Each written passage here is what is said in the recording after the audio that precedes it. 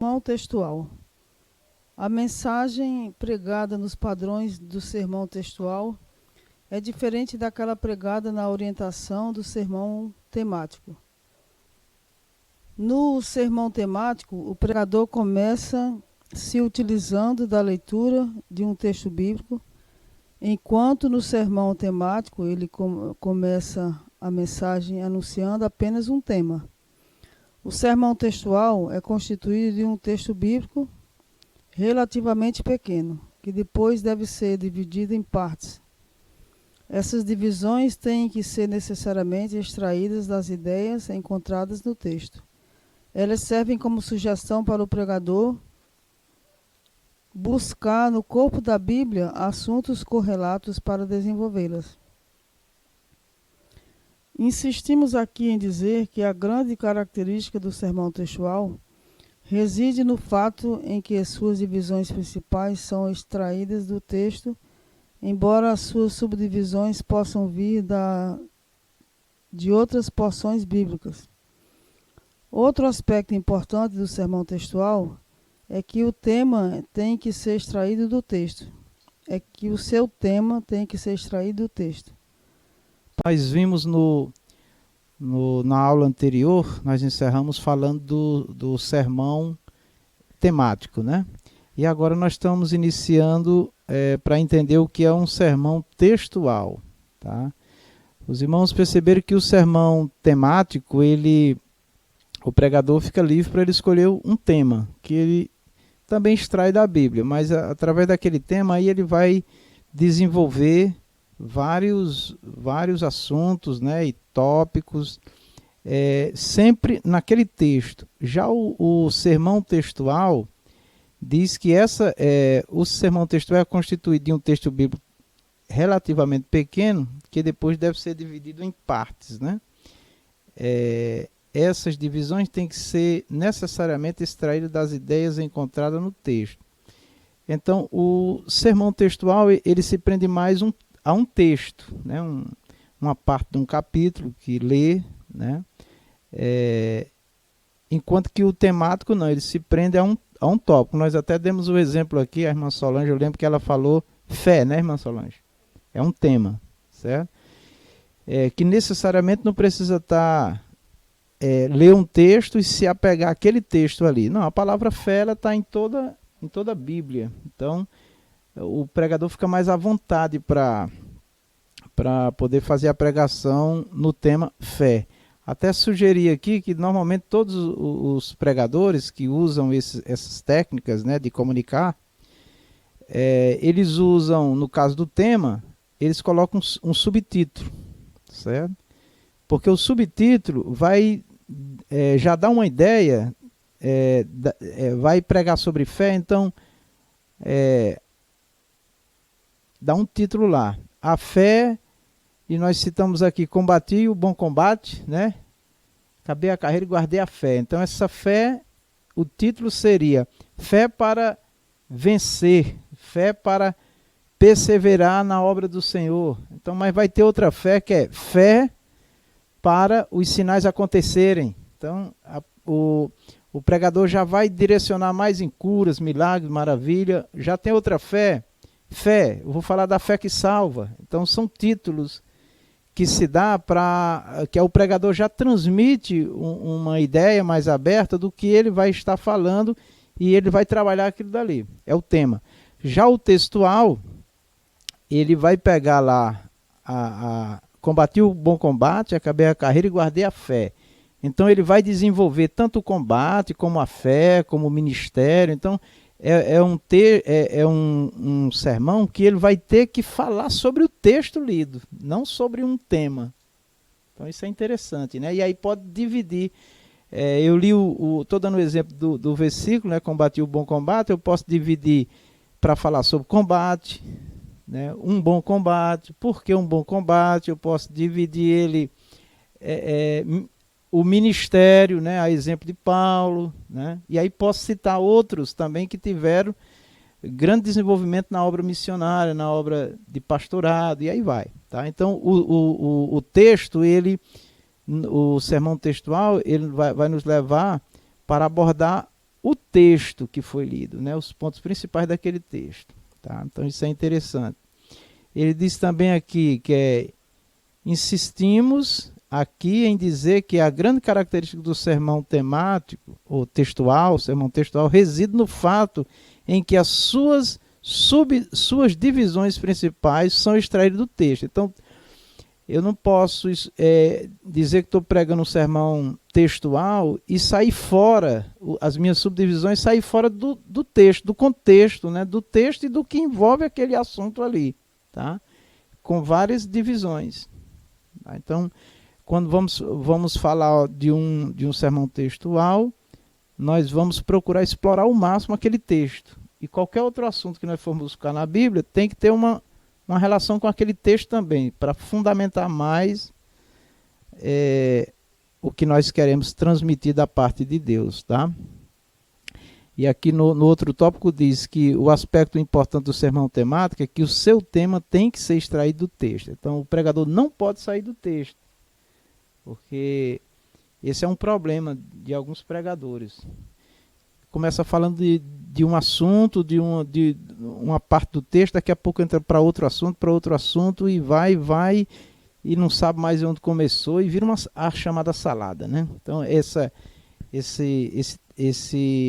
técnicas de desenvolver tipos de sermão é para facilitar a comunicação, eu me comunicar, e as pessoas também ter uma facilidade maior de compreender o que Deus está falando através de mim, certo? Então isso é o ponto principal quando se estuda essas técnicas, certo? Para que um sermão seja verdadeiramente textual, 2 fatores têm que ser observados logo no começo da sua elaboração.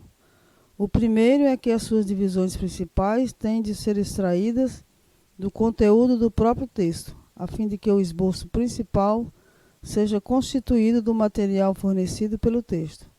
O segundo é que o seu tema tem que ser fornecido também pelo próprio texto. Essas 2 exigências primordiais valorizam o texto, fazendo com que os ouvintes sempre se lembrem dele, ao lembrar-se da mensagem pregada. Divisões principais. Conforme já falamos, as divisões principais desse sermão são extraídas do texto lido pelo pregador no início da mensagem. Isso faz com que ele transite dentro dos limites do assunto sugerido pelo texto. Embora as divisões sejam tiradas do texto lido, no início da pregação, elas servem apenas como linhas indicadoras, sugerindo o caminho que deve ser trilhado pelo pregador. O mensageiro pode se utilizar de outras porções bíblicas que contextualizam com o tema central do texto primário que ele leu no início da sua pregação. Ele vai ter que se tornar prisioneiro do texto. E todas as referências que ele for buscar em outras partes da Bíblia tem que estar dentro do que o texto está falando. Tá? E aí o texto ele aborda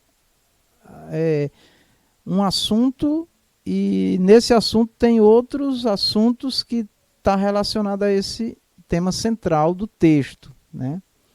Então, se nós voltarmos ao versículo que nós estamos repetindo aqui, combati o bom combate, acabei a carreira e guardei a fé, em que momento Paulo estava falando, né? Isso, por exemplo. Ele estava falando sabendo que a qualquer momento ele ia partir. Ele sabia que a morte dele estava próxima. Tá? Então, tem vários aspectos dentro desse texto. Tá? Como já falei, né, o combate, o bom combate, a fé, a carreira ministerial, e tem uma parte interessante aí também, que é Paulo fixando ali na mente, né, dos obreiros que trabalhavam com ele e da igreja, que eles deveriam dar continuidade a este combate. Tá? Paulo não estava lamentando, eu trabalhei tanto na obra e agora minha vida vai ser encerrada tão cedo, de forma nenhuma. E para nós justificar isso, a gente lembra quando Paulo disse, não sei se é melhor estar aqui ou estar lá. Então, tudo isso está relacionado ao texto. Tá? Então, mesmo o pregador se tornando prisioneiro do texto que a gente diz, é que ele não saia fora da mente, né, do que Paulo estava falando ali. Né? E ao mesmo tempo o Espírito Santo usando o testemunho de Paulo para que os demais dessem continuidade. Né? Então a liderança, por mais que ela esteja abalada por alguma coisa emocionalmente, ou alguma coisa contrária esteja acontecendo, pela graça de Deus, pelo poder do Espírito Santo, a liderança tem que demonstrar sempre uma convicção, né, de que tudo aquilo vale a pena, de que tudo aquilo é bom, tá certo? Porque, no caso da igreja, a esperança, né, a esperança é a vida eterna. Hoje temos convicção, né, do que nós recebemos do Senhor e do que nós estamos fazendo. Na hora da crise e da dificuldade, a gente afrouxa. A gente sai fora, porque todos nós, seres humanos, queremos a conveniência. É aquilo que nos traz uma segurança física, material, e a obra de Deus muitas das vezes desestabiliza, né, pelo próprio sistema, né, do mundo, né, e tudo mais. Então, é muito interessante isso daqui. E assim, amados, eu lamento profundamente que alguns não têm interesse em estudar isso daqui. A importância do estudo dessas técnicas é que a nossa comunicação melhora com as pessoas. A gente tem uma comunicação mais objetiva, mais dirigida, mais organizada, né? Tem uma outra visão. E aí aquela ideia de que não, o Senhor chama, o Senhor capacita, se o Senhor me chamou para pregar, Ele vai dar tudo na hora, e não é assim. Tem uma frase aqui dita pelo nosso professor que eu acho muito maravilhosa, que nós temos que estudar como se tudo dependesse de nós. E temos que orar como se tudo dependesse de Deus. Então isso é muito maravilhoso.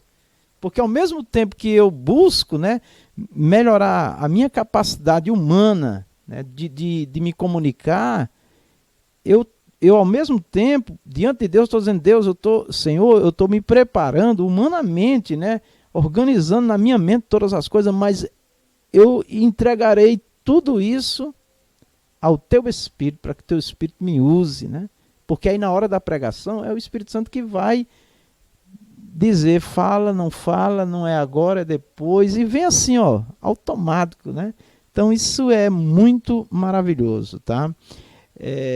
E aqui tem também uma observação que diz, né, das divisões principais. As divisões principais desse sermão são extraídas do texto lido pelo pregador no início da mensagem. Aqui tem um ponto muito interessante, né? Todo pregador deveria ler bastante o que ele vai pregar, estudar, pensar, meditar, orar, né?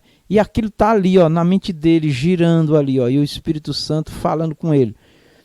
E quando ele iniciar, ele não vai conseguir sair fora do texto que ele leu. Agora, o que é que acontece? O pregador, às vezes, nem lê direito o texto, na hora que vai ler, ainda está gaguejando, porque ele nem exercitou a leitura. Não tirou nem dúvida de uma palavra, como pronunciar, por exemplo. Aí já fica ali, né? E também, como aquele texto, ele não meditou, ele não refletiu, ele não pensou, ele não orou a Deus, na hora que ele vai falar, ele fala assim meio inseguro, vago, né? Já tem outros não, o que leu bastante, o que meditou, o que refletiu, o que orou. Quando ele começa, a igreja já sente ali que... né? O diácono Rondinelli pregou a mensagem domingo, e uma irmã que não é do nosso ministério, de São Paulo, né, assim, louvou a Deus pela mensagem, a palavra falou. Então, isso é maravilhoso, né? Que nós estamos ali pregando e a palavra... Deus está falando, né? Então, meus amados, essa é a grandeza, né, do conhecimento.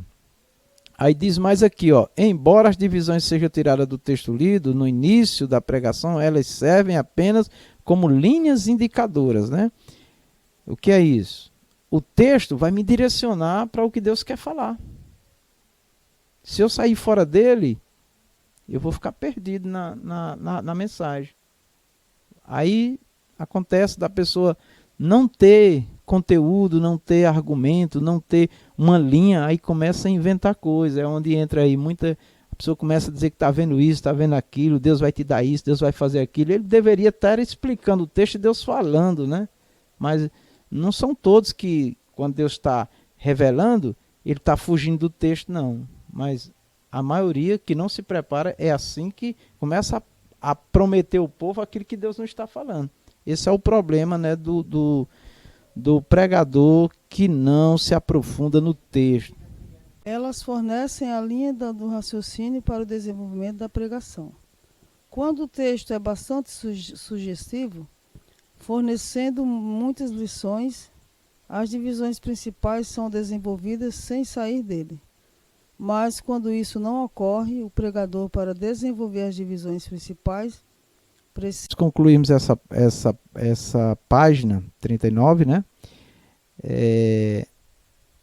Aqui tem uma observação interessante. Quando o texto é bastante sugestivo, fornecendo muitas lições, as divisões principais são desenvolvidas sem sair dele. Mas quando isso não ocorre, a gente pega um texto que não tem muito ali falando sobre o assunto que está ali, tá? Então nós precisamos recorrer ao contexto, ir a outros livros, a outras passagens, né? E não ter realmente preguiça de ler, de pesquisar, para que aquela mensagem ela esteja bem alicerçada, porque quando numa mensagem, um tema, um assunto que está se tratando, ele tem fundamento bíblico, citamos referência e até fazemos leitura, considerando também um ponto que tudo que um pregador anota, textos, capítulos, versículos, ele não precisa estar lendo tudo aquilo, mas ele anota para ele, quando for fazer a citação, ele dizer que em tal livro, em tal capítulo, em tal versículo, está escrito assim. Aí depois, se a pessoa quiser confirmar, a pessoa vai depois dar a pregação. Porque se ele na pregação ficar parando e fazendo muita leitura, ele quebra a pregação, quebra a sequência e perde o sentido da pregação também, né? A pessoa às vezes fica... A pessoa queria mais, era uma explicação mais objetiva, mais rápida e cansa. Agora, no estudo é diferente. No estudo aí pode ler à vontade com os alunos, certo? Então, isso é um ponto importante nós observarmos. Há outras passagens bíblicas. Nesse caso, o texto não pode ser extenso, a fim de que o sermão textual não se transforme num sermão expositivo. Resumimos dizendo que as divisões principais do sermão textual são tiradas do texto lido no início da pregação, mas o desenvolvimento delas pode ser extraído do referido texto ou de outras passagens bíblicas. As subdivisões e suas funções. As subdivisões é o desenvolvimento da pregação. Assim como as divisões principais são derivadas do texto, as subdivisões são extraídas das divisões principais. A pregação é orientada pelo assunto contido nelas, que pode ser longo ou curto. O tema ou título. No sermão textual, o tema é sugerido pelo conteúdo do texto, diferente do sermão temático, onde a pregação começa com o anúncio do tema ou tópico. E só fazendo algumas observações, nesse caso, o texto pode ser extenso, tá? Quando se trata de um sermão textual, pode-se ler um texto mais longo, tá? Já o temático não. Um versículo de onde foi tirado o tema é suficiente, tá? Ele também faz uma observação aqui sobre o sermão textual e o sermão expositivo, que ele parece os dois tipos de sermão. O textual, ele não se preocupa muito com cada palavra, frase, mas com o assunto que envolve aquele texto lido, certo? Porque já no expositivo que nós vamos ver, ele explica frase por frase, palavra por palavra, ele vai dando um significado, trabalha com muito significado, tá, daquele texto lido. Inclusive, ele sugere que o pregador, ele lendo o texto, ele entendendo o que o texto quer falar, ele fica livre para ir pela Bíblia sem fugir do texto, tá? Mas ele fica livre. O textual, o pregador se prende muito ao texto lido, palavras, frases, para dar uma compreensão maior dos significados, tá? Ele também fala aqui do tema ou título, né? No sermão textual, o tema é sugerido pelo contexto, pelo conteúdo do texto, tá? É interessante que já no temático, não necessariamente tem que ser tirado de um versículo, tá? Mas tem que ter referências bíblicas que respaldem aquele tema. Mas não é obrigado ele tirar de um versículo. Tá? Nós usualmente gostamos de citar o versículo de onde foi tirado o tema, só para reforçar a ideia de que nós estamos tirando um tema bíblico, né? Mas necessariamente não precisa. Nós podemos ver um pregador anunciar um tema e ele não citar o versículo bíblico. Tá? Mas sabe-se que conforme ele for pregando, ele vai fazer citações bíblicas para dizer que aquele tema é um tema referente a Deus e a sua palavra. Exemplo de sermão textual. Como primeiro exemplo de esboço de sermão textual, escolhemos a passagem de Mateus 7,7, onde o Senhor Jesus disse: Pedi e dá-se-vos-á, buscai e encontrareis, batei e abrir-se-vos-á. Examinando o texto em apreço, observamos que a principal ideia é a disposição de Deus em nos atender em todas as nossas necessidades. Agora podemos traçar as sucessivas divisões do versículo. Analisando o texto em apreço, observamos que a principal ideia é a disposição de Deus em nos atender em todas as nossas necessidades. Aqui encontramos o título do nosso sermão. Como assunto podemos escolher a oração persistente. Agora podemos traçar as sucessivas divisões do versículo. Estudando o texto de Mateus 7,7, observamos 3 aspectos que usaremos como principais linhas divisórias do nosso sermão: a necessidade que temos das coisas, as referidas coisas estão perdidas em lugares de difícil acesso, trancadas. Pedir significa que necessitamos de algo. Buscar significa que o que precisamos está perdido. Bater significa que o que precisamos está trancado. Estudando a primeira divisão principal do nosso sermão, pedir significa que necessitamos de algo. Encontramos no contexto 1 João 5,14 e no texto versículo 8, 2 ideias relacionadas que podemos usá-las como subdivisões. Nós vemos aqui, como primeiro exemplo de esboço de sermão textual, né, o texto de Mateus 7,7. Examinando esse texto, nós percebemos que, examinando o texto em apreço, observamos que a principal ideia é a disposição de Deus em atender, né? Então, quando nós lemos o texto de Mateus 7,7, onde o Senhor nos orienta a pedir, a bater, né, a buscar, ele está dizendo que quer abençoar, mas ele está dizendo como é que tem que ser. E essas palavras, bater, pedir, buscar, fala de quê? Na conjugação do verbo, de uma continuação, né, irmã Rita? De perseverar. Então, ao mesmo tempo que Deus quer abençoar, Ele quer que haja da nossa parte busca e continuidade. Não parar de buscar, certo? Então, lendo esse versículo, qual é o tema que poderia se tirar aqui, né? Ó, a oração persistente, né? Que é o ponto central, é orar, né? É orar a Deus. E essa oração, o texto sugere, da parte de Deus, que haja persistência, que não desista, não pare.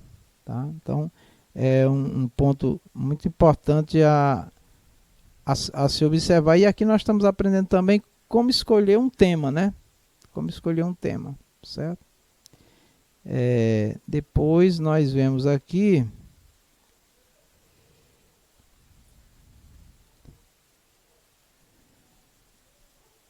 pedir significa que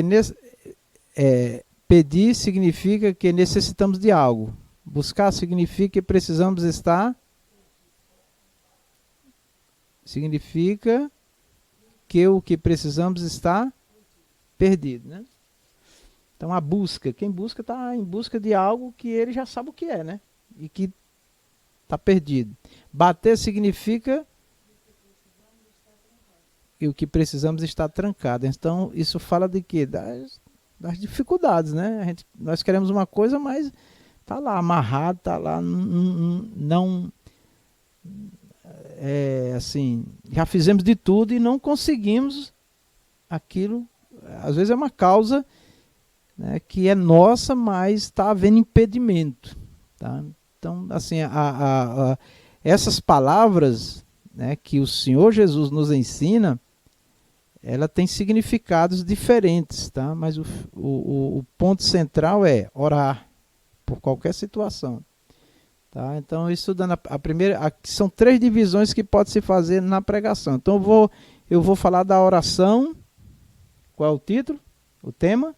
Oração persistente, né? Que é a sugerida aqui no estudo.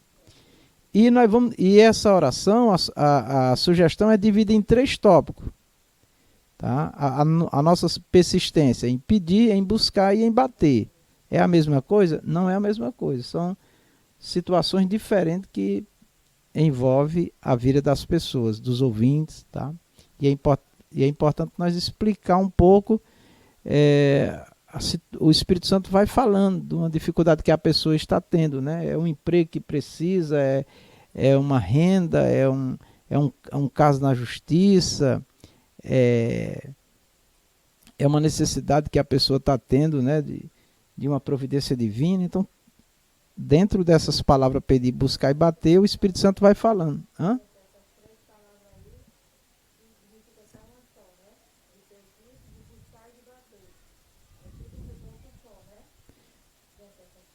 É tudo o quê?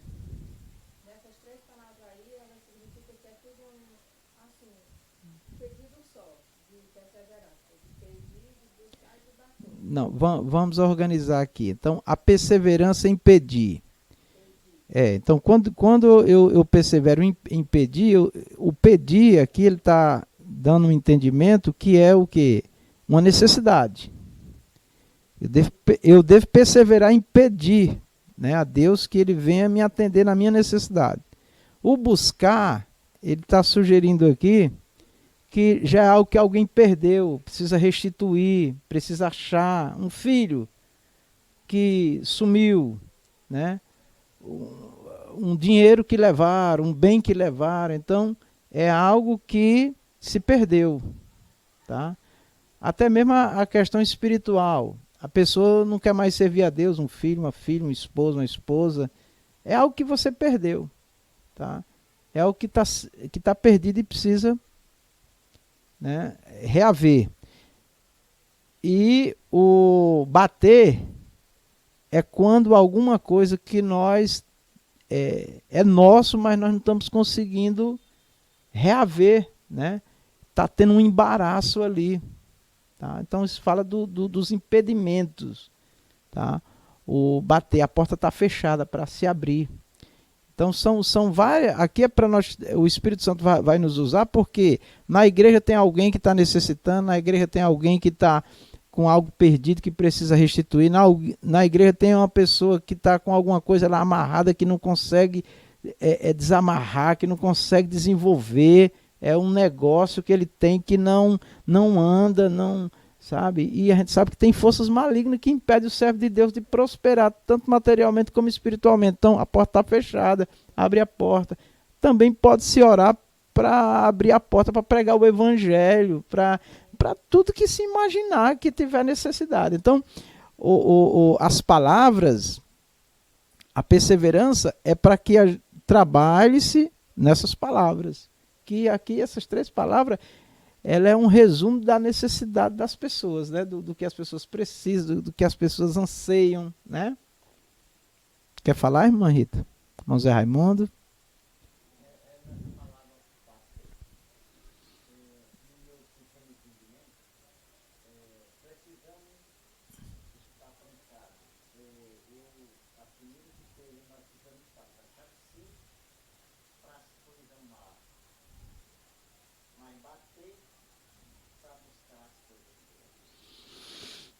Exatamente.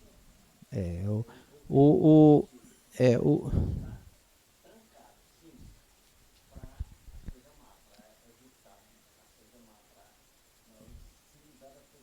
pronto, mas vamos. Isso. Agora vamos começar a pensar aqui. Esse versículo, qual é a palavra que Deus quer que haja da nossa parte uma atitude? Orar, certo? Orar. Primeira coisa, Deus está dizendo, ore a mim. Quando Deus está pedindo para orar, Ele está olhando para as nossas necessidades, Ele está olhando, né, para algo que Ele pode realizar em nossas vidas. Tá? E aí, Deus está pedindo na oração para nós pedir, né, para nós buscarmos e para nós bater na porta. Então esse pedir, essa conjugação pedir, buscar, bater, essa forma da palavra, ela verbalmente ela significa continuar, tá? Pedir, buscar e bater, continuar. Então, por isso que fala-se da oração perseverante. O tema é oração perseverante. Olha, Deus está pedindo para você orar. E Ele está dizendo que você persevere para receber. E como é que você vai perseverar? Quando você estiver pedindo, quando você estiver buscando, quando você estiver batendo para receber algo. Porque Deus, o grande desejo de Deus aqui é abençoar, é dar alguma coisa a nós. E essa coisa, essa bênção, ela pode estar nessa palavra de pedir, ou na de buscar, ou na de bater. O que é que eu estou precisando? O que é que eu quero? O que é que a pessoa lá está precisando? O que é que a pessoa lá quer? Então, nós temos que girar a mensagem. Orar, primeiro, Deus quer abençoar, Ele está dizendo ore, e essas palavras, pedir, buscar e bater, Ele está dizendo persevere no que você quer. Então, por isso que é oração perseverante. Tá? Mas pode-se criar também outro tema, tá certo? Outro tema. Mas nós temos que centralizar a mensagem aqui. Deus quer abençoar, Deus está pedindo a nossa oração e Deus está pedindo para nós perseverar, porque podemos pedir e não receber hoje, amanhã, não sei quando, mas Ele está dizendo, continua. Tá? É assim que funciona. Então, a mensagem tem que girar em torno da oração, amém? Orar. Sim.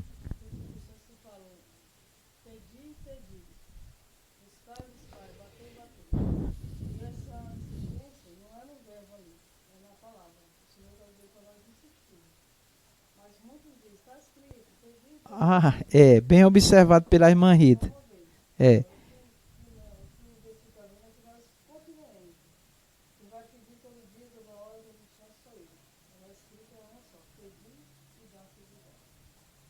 Porque o que a irmã Rita está observando aqui, e isso daqui que nós estamos comentando, irmãos, é para nosso entendimento na hora da pregação, certo? Na hora de estar comunicando.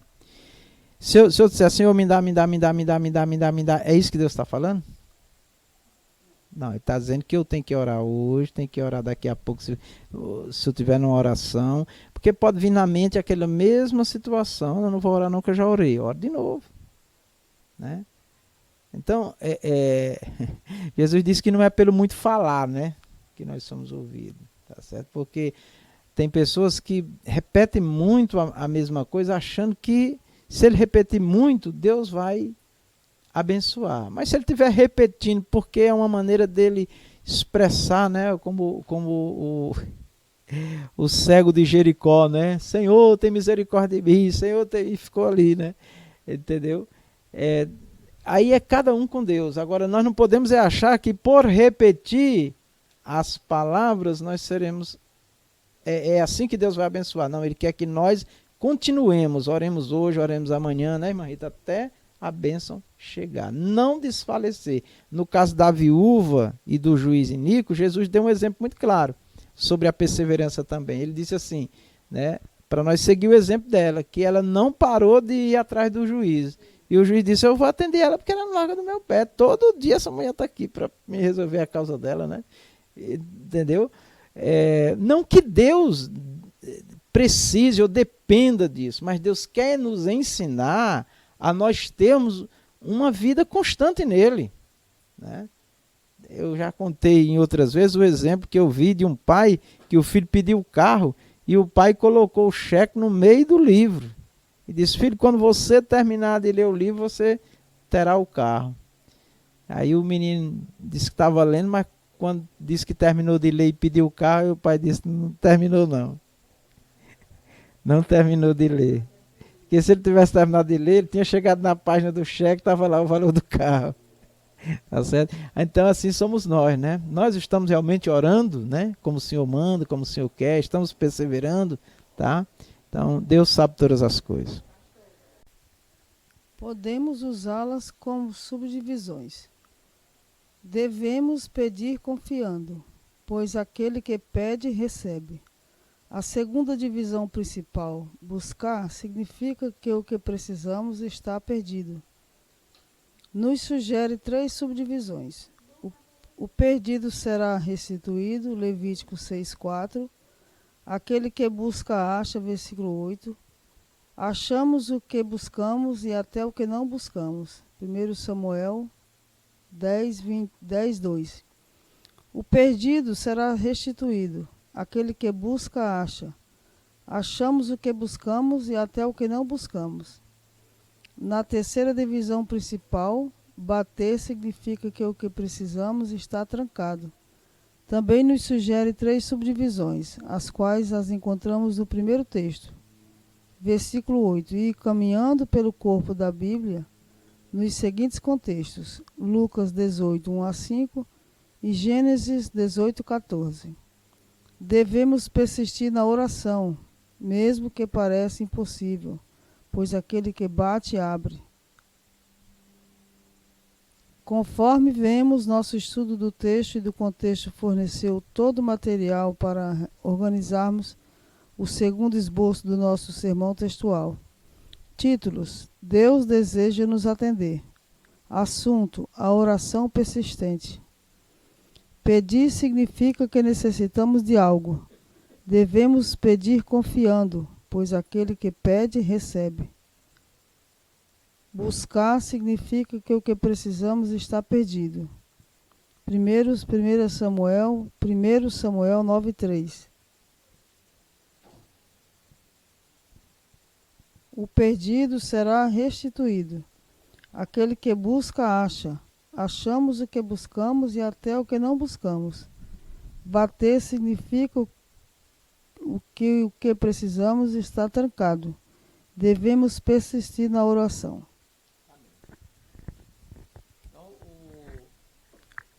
O que nós observamos aqui, irmãos, nesse estudo desse texto, as subdivisões, né? O título, o tema, os irmãos já compreenderam, né, o principal assunto. E aí, a partir do principal assunto, que é Deus quer abençoar, Deus pede a nossa oração, Deus pede a nossa persistência, nós vamos entender no texto, e aí vai entrar a parte do Espírito Santo, o que Deus quer falar com as pessoas, tá? Então, esse esboço aqui não é para nós exatamente estudar esse esboço, é para nós termos uma ideia de como fazer um esboço, né? Escrever o que Deus falou conosco através daquele texto. Aqui é para nós termos uma ideia. Quando você for pegar um texto e for pregar, e você vem aqui na apostila, pega esse texto e veja como foi desenvolvido esse texto, né? Como ele foi trabalhado, colocado no papel, para que outros textos a gente possa seguir o mesmo exemplo, tá? Então esse é o objetivo. Mesmo que pareça impossível, pois aquele que bate, abre. Segundo exemplo de sermão textual, selecionamos o trecho de Mateus 5,13, onde o Senhor Jesus apresenta uma metáfora comparando o crente com o sal da terra, para usarmos como segundo exemplo de um sermão textual. No estudo do texto que selecionamos, verificamos que a metáfora sal da terra nos lembra o que o sal representa para ele e para as pessoas que dele se utilizam. Daí tiramos 2 ideias principais para desenvolvermos nosso sermão. A primeira aponta para o cuidado com a nossa integridade. A segunda está relacionada com a nossa utilidade e, consequentemente, com a nossa ocupação. Ao descobrir essas duas grandes verdades, descobrimos também que as duas principais linhas de raciocínio para desenvolvermos nosso sermão: nossa integridade e nossa ocupação. Nossa integridade e nossa ocupação. Então ele apresenta aqui o texto de Mateus 5,13, que fala da igreja, ou do crente, como sal da terra. E aí, se nós pegarmos esse texto para pregarmos, nós vamos escolher um tema, né? E aí, o tema, ele não pode, a gente ler um versículo e já vem na mente um tema. Não, o tema ele precisa ter a ver, ele tem que estar, como se diz assim, falar do que o texto está falando, né? O assunto principal do texto. Então, quais são os dois pontos principais desse texto, do sal da terra, né? Simbolicamente? Integridade e ocupação, não é isso? Então, integridade, porque se o sal não estiver com o seu princípio ativo de salgar mesmo, então ele perde a função. Tá? E ocupação, tá? Se ele não for utilizado, né, também perde o sentido. Então, voltando para a pessoa do crente, da igreja, essas duas palavras ele extraiu, mas nós podemos extrair outras palavras, tá certo? Aqui são só sugestões, né? Que ele tira do texto, mas por isso a importância de ler, orar, pedir a Deus, porque Deus vai falar. Agora nós temos que saber qual é a principal função do sal, né? Que o Senhor quer falar aqui. É preservar a vida, não é isso? Preservar a vida. Então, se o sal perde essa capacidade, ele não vai preservar a vida. Então, quem vai pregar o evangelho, quem vai testemunhar, quem é uma testemunha de Jesus, ele tem que ter uma vida íntegra. O que é uma vida íntegra? Reta. Né? Ter um bom testemunho. Tá? Como também, eu sendo sal e vendo o outro perecendo e não faço nada, então eu estou perdendo também a minha função. Eu não estou sendo utilizado por Deus. Porque eu não quero. Por quê? Né? Então são coisas que pode se desenvolver nesse texto, com o tema, né? Então, aqui tem duas opções, né? Eu posso falar da nossa integridade da igreja, né? O testemunho da igreja. Eu posso falar da ocupação da igreja, o serviço, né? A atuação da igreja no mundo, o que eu significo na minha casa, na minha família, na minha sociedade, na minha vizinhança, no meu bairro. As pessoas percebem em mim alguma coisa, as pessoas estão sendo abençoadas através de mim. Tá? Então, tudo isso, o sal pode nos levar a uma aplicação, né, do que Deus quer fazer. Tá bom? Nossa ocupação. Na primeira divisão principal, nossa integridade, notamos que essa expressão trata do nosso ser, da nossa pureza, da nossa santidade, da nossa fé, do nosso caráter. Transitando pela Bíblia, o pregador irá encontrar exaustivamente muito material para discursar sobre essas 4 divisões do sermão. Quanto ao nosso ser, o pregador pode trabalhar a expressão vós sois o sal da terra, comparando com 2 Coríntios 2,15, onde, referindo ao que representamos para Deus e para os homens, Paulo diz que para Deus somos o bom cheiro de Cristo, tanto nos que se salvam como nos que se perdem. Também pode ir ao Antigo Testamento, no livro de Jó, capítulo 1, versículo 1, e usá-lo como exemplo de homem íntegro. Quanto à nossa necessidade, o pregador pode ler e comentar a passagem de Mateus 5,48, onde o Senhor Jesus nos instrui a ser perfeitos, como perfeito é o nosso Pai que está nos céus, bem como Efésios 4,24, onde Paulo nos recomenda a revestir do novo homem, que segundo Deus é criado em verdadeira justiça. Quanto à nossa fé, o pregador pode selecionar para ler várias passagens bíblicas, como, por exemplo, Hebreus 11, onde a Bíblia fornece o maior conceito de fé. A fé é a certeza das coisas que se esperam e a prova das coisas que não se veem.